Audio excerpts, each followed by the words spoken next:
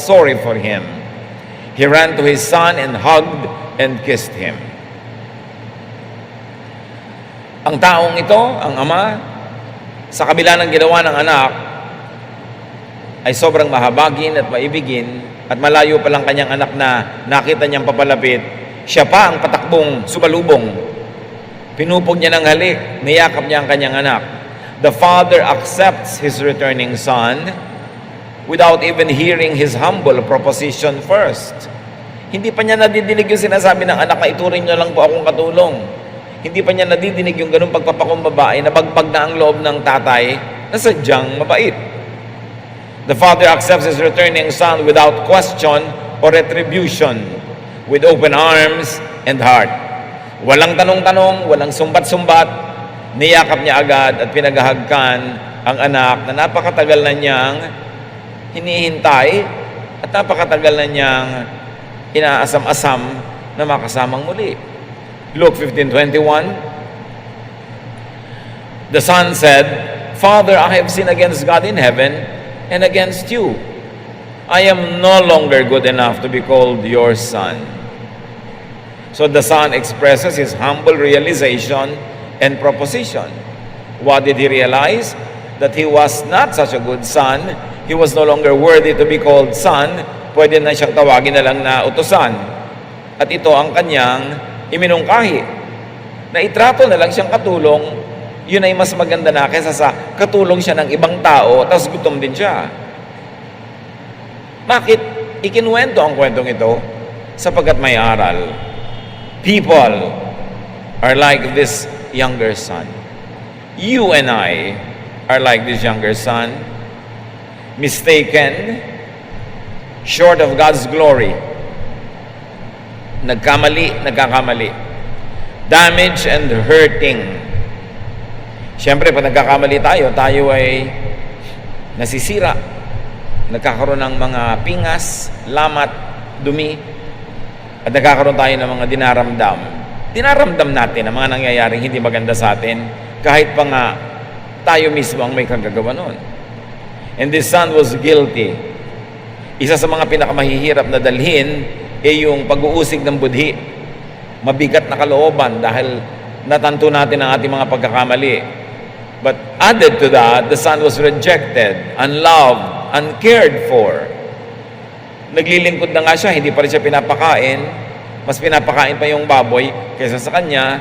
So there's a lot of rejection. Obviously, he was in a foreign land where people were taking care of pigs.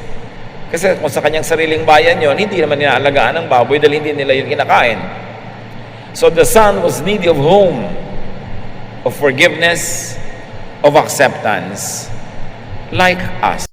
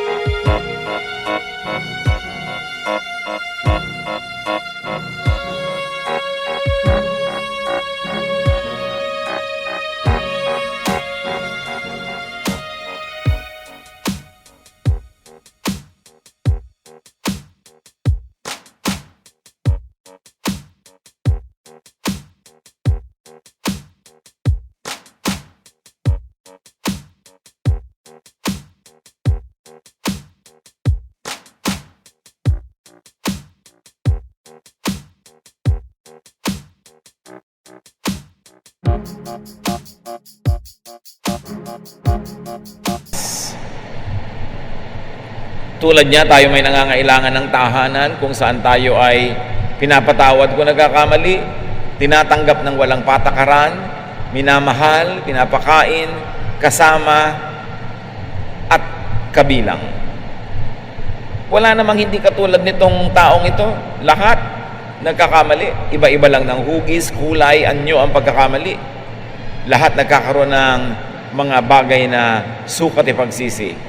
Ecclesiastes 7:20, indeed, there is no one on earth who is righteous, no one who does what is right and never sins.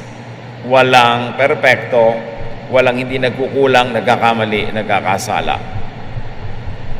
The younger son did wrong, obviously. But then, he did right. Gumawa, nakagawa ng mali, pero gumawa rin ang tama. Itinama ang mali, itinuwid ang liko, niliwanagan ang madilim, nililinis ang marumi. Nagbalik loob siya sa kanyang ama. Luke 15:22-24. But his father said to the servants, "Hurry and bring the best clothes and put them on him. Give him a ring for his finger and sandals for his feet. Get the best calf and prepare it so we can eat and celebrate. This son of mine was dead, but he has now come back to life. He was lost and has now been found." And they began to celebrate. Yung inaasahan ng anak na dapat lang ay kanyang tanggapin, na gawin na lang siyang katulong, baligtad. Pinabihisan siya, hindi lang ng basta damit, ng pinakamagarang damit. Sinuotan pa siya ng singsing na napakalaki ng kahulugan bilang isang tagapagmana, bilang isang anak ng pamilya, na maaaring itong damit niya at singsing niya ay higit pa kaysa doon sa dati niyang suot, muntik pa siyang ma-promote o na-promote pa nga siya. At yung inaalaga ang hayop na pinapataba para sa mga espesyal na okasyon ay ihahanda, ay ipinahanda. So niya, magdiwang tayo.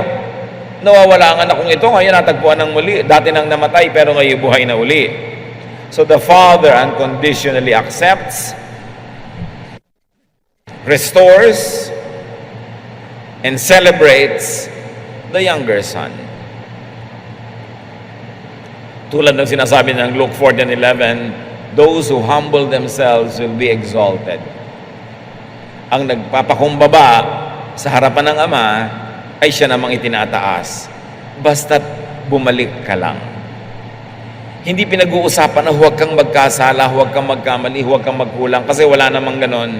Ang pinag-uusapan, matapos ka magkamali, magkasala, magkulang, mag-isip-isip ka, maghunos dili, magbulay-bulay, magbagong loob, at magbalik loob. At pag nagbalik loob, walang tanong-tanong, tatanggapin, mamahalin, bibigyan muli ng dangal ng Ama. This is our Father God. This is the truth and reality about our God. Kabaligtaran nung nasa isip ng marami na ang Diyos ay laging nagagalit, namamalo, nagpaparusa, naghihiganti. Kaya tuloy tayo laging takot na takot sa Diyos, hindi makalapit sa Diyos. Lalapit lang sa Diyos, kailangan pa ng tagapamagitan, kailangan pa ng intercessor, kasi natatakot. Hindi yun ang Diyos na ipinapakilala ni Jesus.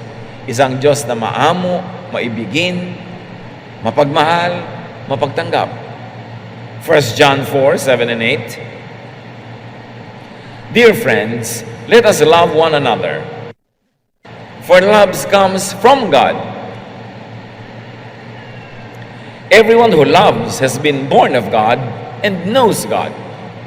Whoever does not love does not know God, because God is love. Itong teachings of a loving God, about a loving God, kailangang idiin, ulit-ulitin, isiksik ng isiksik sa utak nating lahat, kasi hindi ito ang nasiksik sa utak ng marami. Lumaki, nagkaedad, tumanda, laging matakot ka sa Diyos, matakot ka sa Diyos. Yun ang pang-brainwash ng napakarami. Pero hindi yun ang ipinakilalang Diyos ni Jesus. Love is the greatest and only essential commandment according to Jesus. And love is the greatest according to Paul. Sadly, our loving God has been grossly misrepresented by many as angry and vindictive. Yan ang malungkot. Ipinakilala at patuloy na ipinapakilala ang Diyos na laging galit at mapaghiganti. But Jesus showed the world the true loving character of God, especially through this story that we are studying. John 1:14, the Word, meaning Jesus, became a human being and lived here with us. We saw His true glory, the glory of the only Son of the Father. From Him, all the kindness and all the truth of God have come down to us. Ibig sabihin, bago isilang si Jesus, hindi nakikilala ng mga tao ang Ama.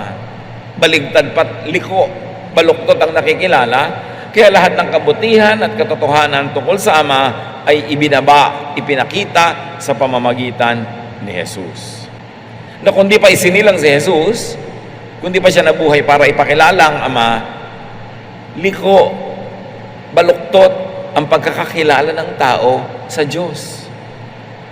Luke 15:25-30 sa pagpapatuloy ng kwento. The older son had been out in the field, but when he came near the house, he heard the music and dancing.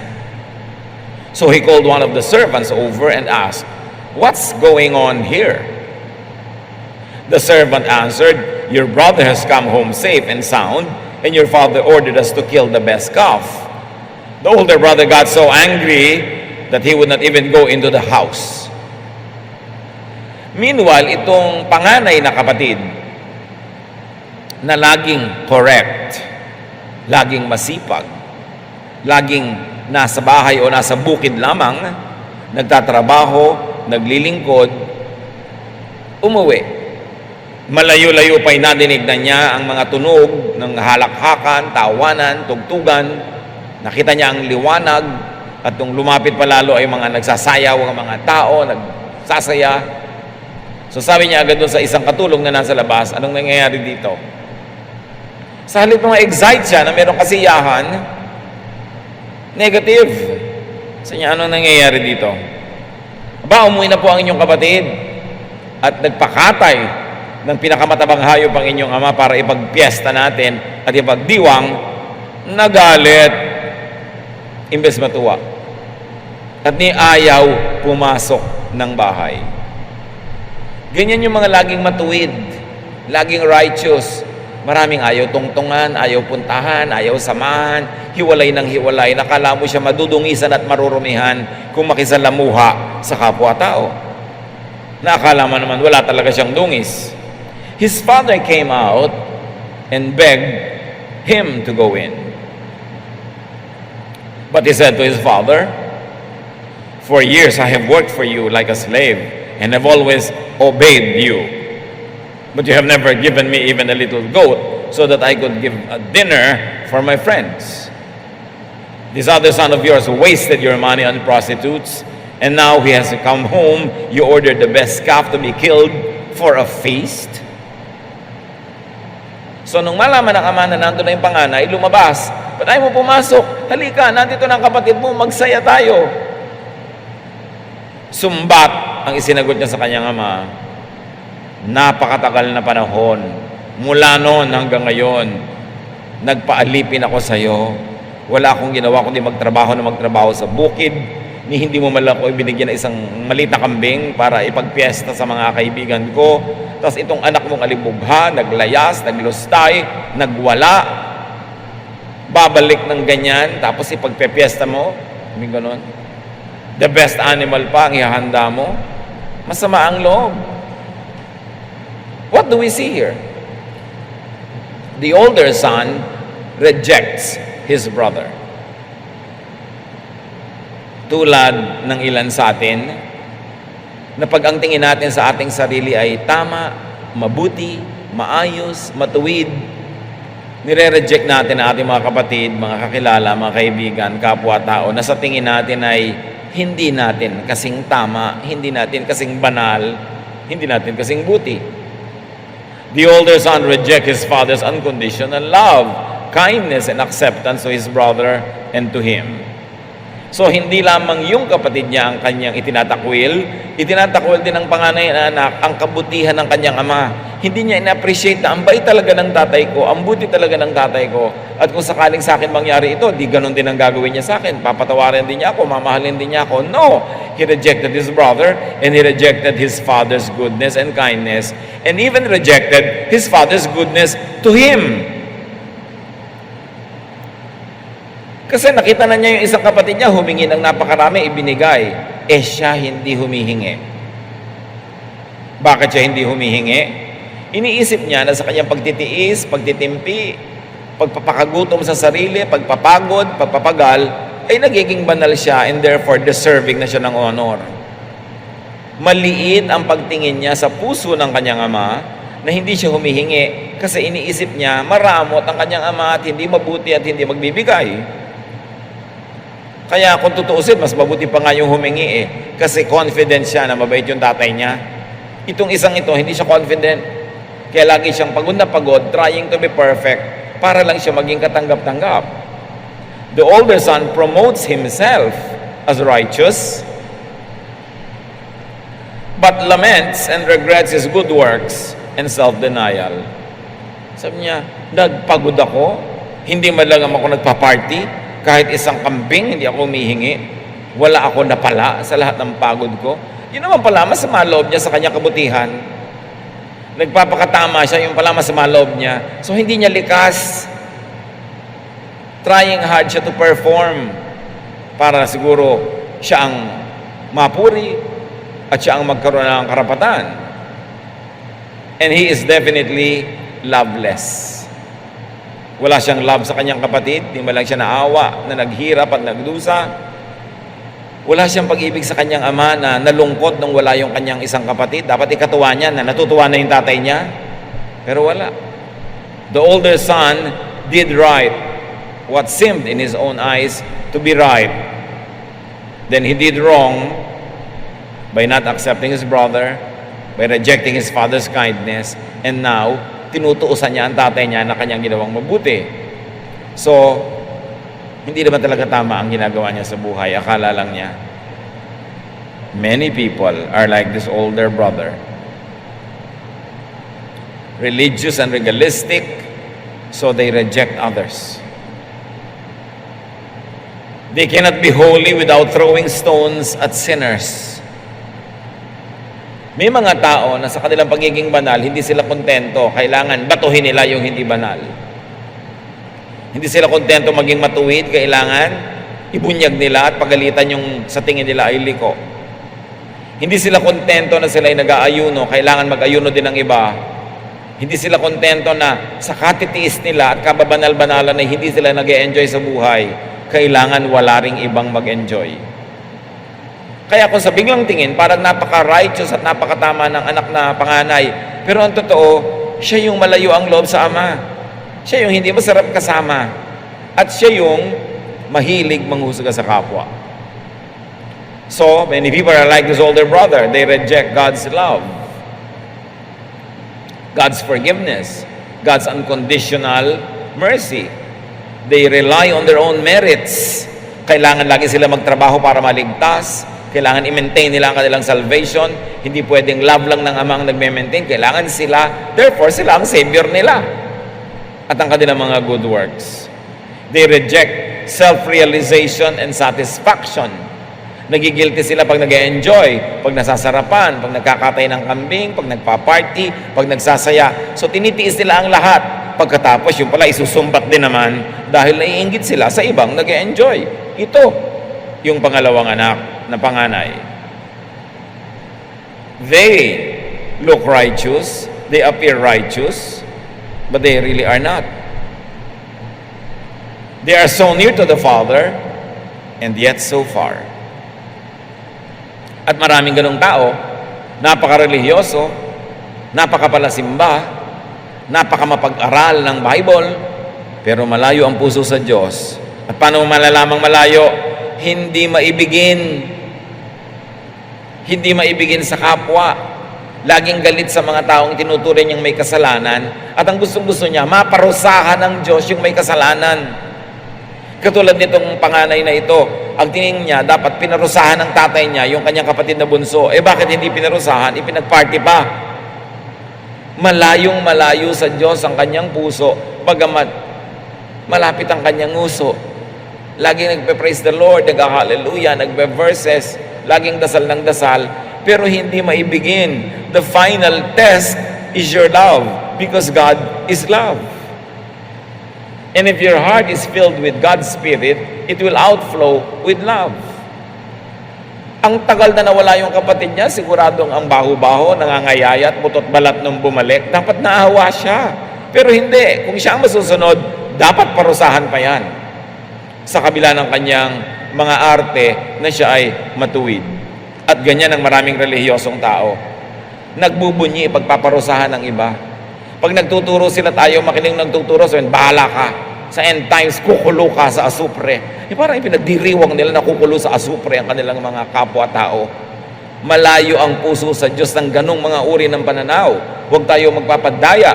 Pag nagbubunyik at natutuwa na may mga mapaparusahan, mapapahamak, dahil sa tingin mo yung makasalanan sila, ang reviewin mo ay yung sarili.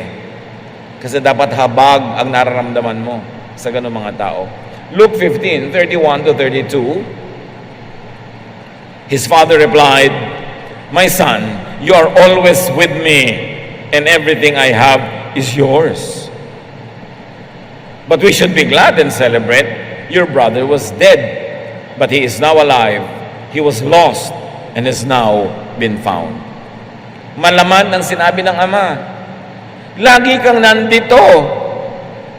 Lahat ng ari-arian ko'y sa'yo rin. Yung kapatid mo nga naglayas, binigyan ko pa. Ikaw hindi ka naglalayas. Bakit hindi ka nagkatay ng kambing? Bakit hindi ka nagparty? Problema mo yan. Sinabi ko bang huwag ka mag-enjoy? Sinabi ko bang mag-fasting ka na mag-fasting dyan? Sinabi ko ba na huwag kang magsaya kasama yung mga kaibigan? Pinili mo yan. Dahil sa palagay mo, yan ang pagiging matuwid. E-earn ka ng point sa langit. Pero choice mo yan. Hindi ko yan hiningi sa'yo. Bakit ka ngayon nagre-reklamo? The father clarifies the older person's accountability. And in fact, very subtly corrected him. Those who exalt themselves will be humbled. Itinataas niya ang kanyang sarili, ako ang dapat na ipag-party, ako ang dapat ipagdiwang, bakit yung kapatid ko na yan, alibugha? Sabi ng tatay niya, ba't di ka nag-party? Sino may sabi sa yung wag? Choice mo yan, tapos ngayon isisisi mo sa akin. Choice mo na maging cruel, maging sa sarili mo, tapos gusto mo na maging cruel ako sa kapatid mo. Ganon kasi yung mga taong walang ginawa kundi ang sarili ay tiisin, pahirapan. Gusto rin nila, pahirapan yung iba. Hindi sila kontento na sila ay nagtitimpi. Dapat magtimpi din yung iba. Hindi sila kontento that they are fasting. Dapat mag-fast din ng iba. And this is actually hypocrisy.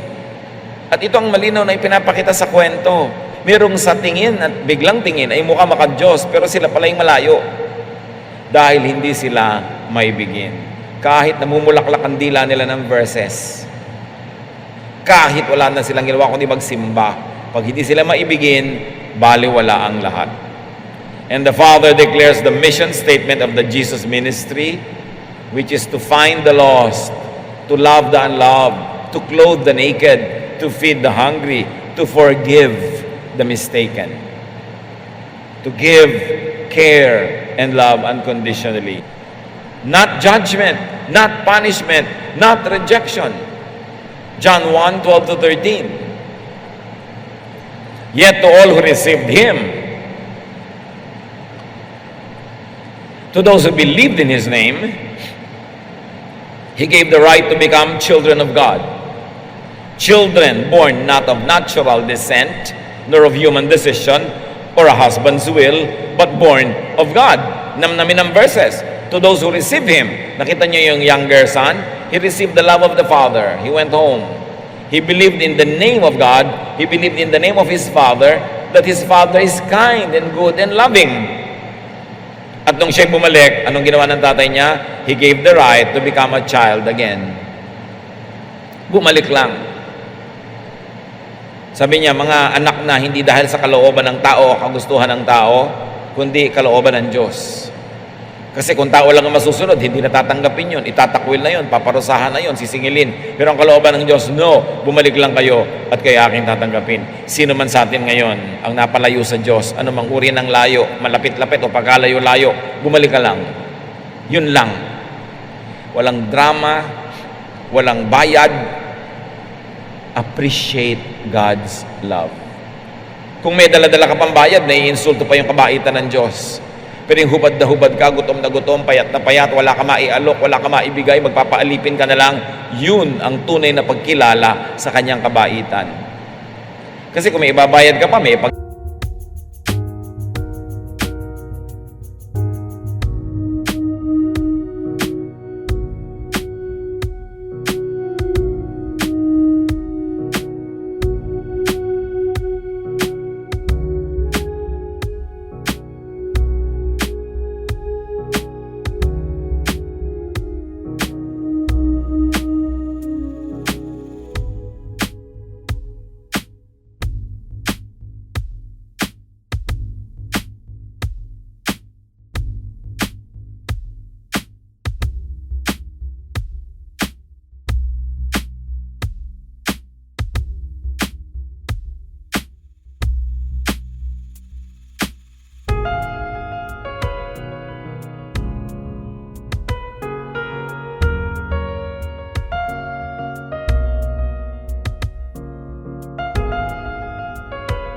yayabang ka pa eh.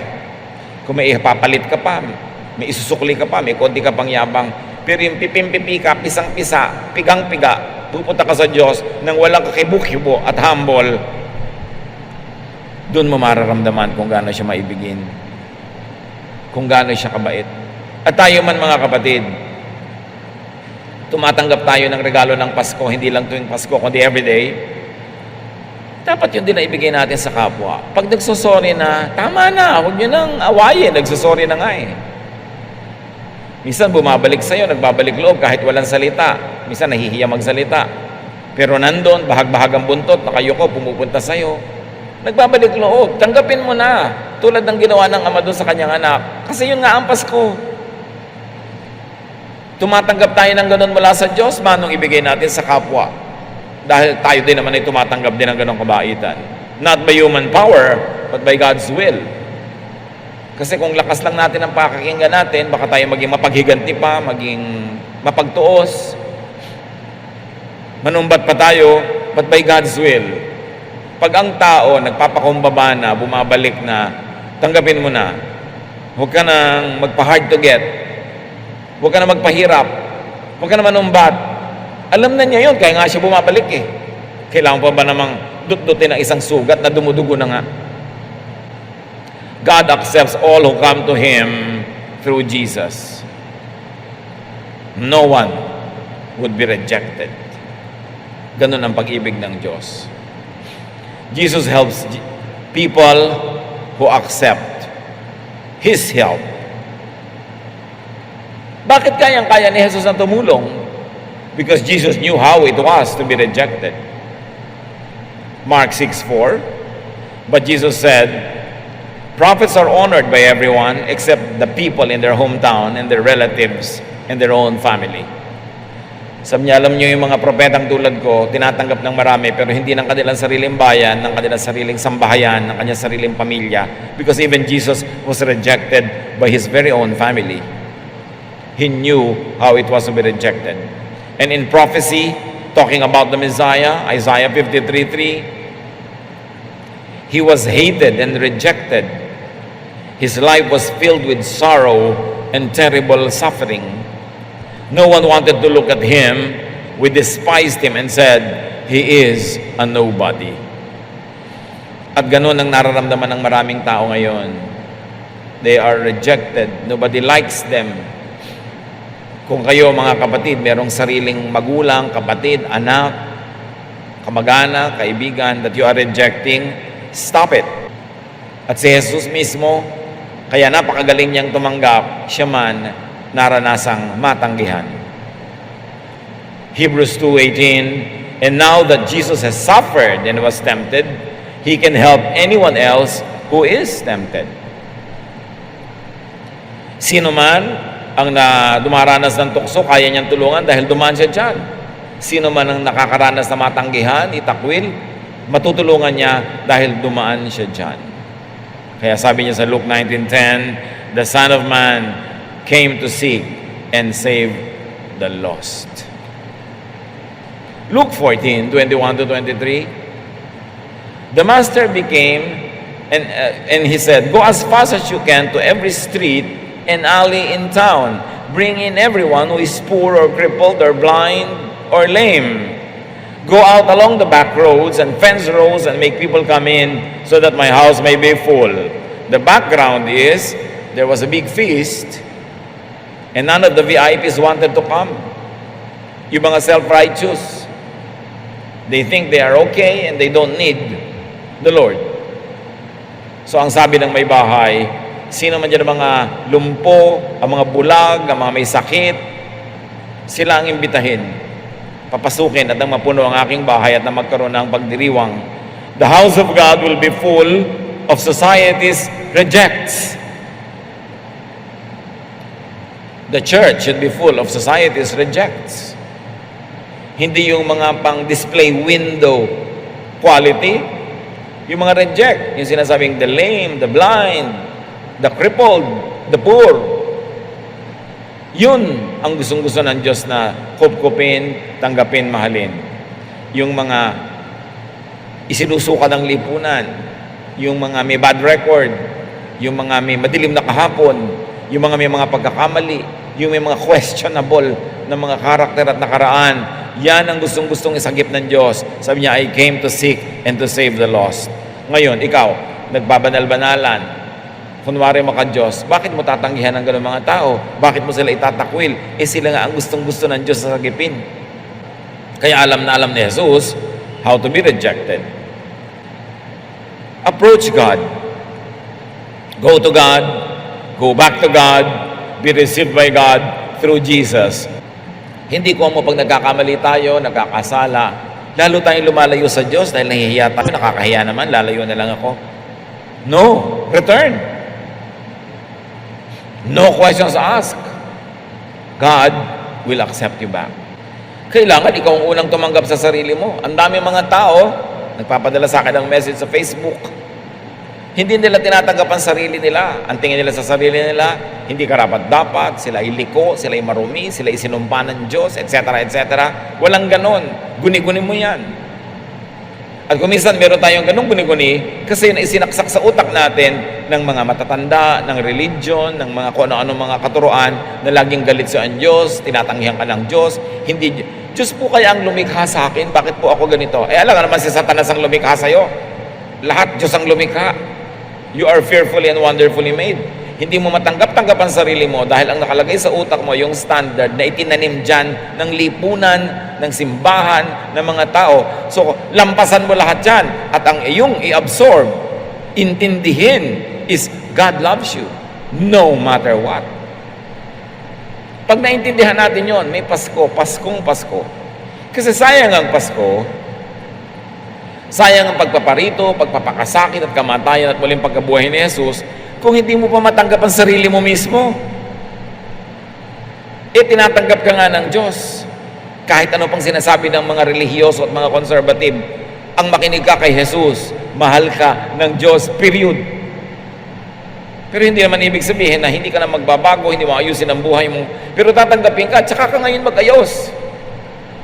At kung sa pag-aayos mo, nagkamali ka na naman, nadapa ka na naman, tumayo ka ulit, tatanggapin ka na naman ng Diyos dahil walang hanggan ang pag-ibig ng Diyos. Kailan maa-appreciate ito? Masaya na maalala yun. Hindi yung lagi kang kapos, lagi kang kulang, lagi kang takot.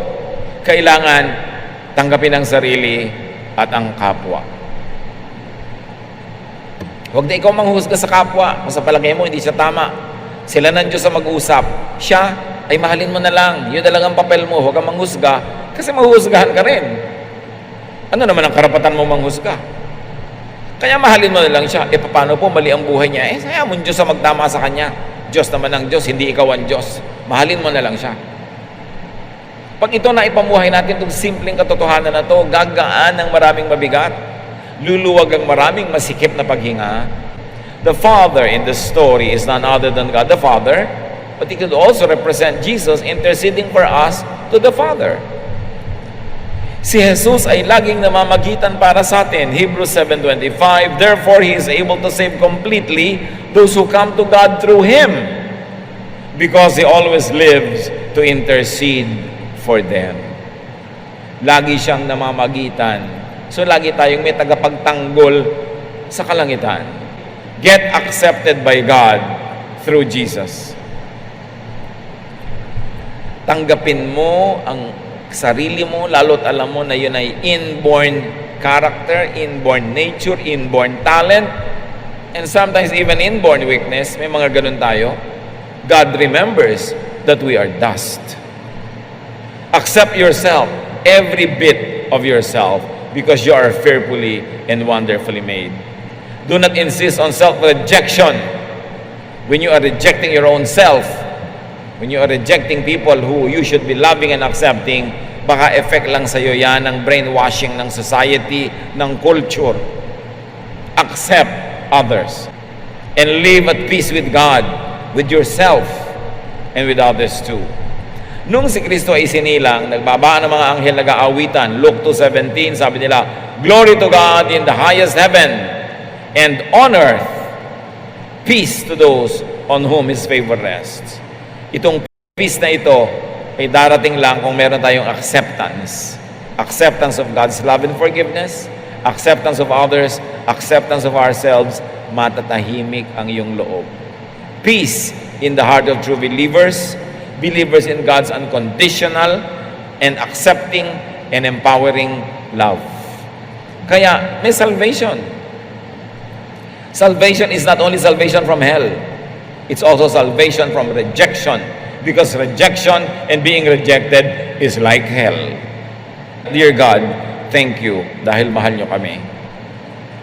Salamat sa mga napakamakapangyarihang katotohanan na dahil kay Jesus, mas makikilala namin kayo bilang mabuti, mabait, mapagtanggap, maibiging Diyos. Ituwid mo ang mga liko naming pananaw tungkol sa inyo, O Diyos, na itinanim sa utak namin ng napakarami mga bagay, katuruan at kung ano-ano. Ang itanim namin sa aming isip ay ang ipinakilala ni Jesus na Diyos, kayo na mabait, mabuti, maibigin. At kami man maging ganun sa kapwa at sa aming sarili. Mag-isip-isip at magbulay-bulay tayo mga kapatid kung may mga nire-reject tayong tao na dapat na nating tanggapin. At kung may nire-reject tayo tungkol sa ating sarili na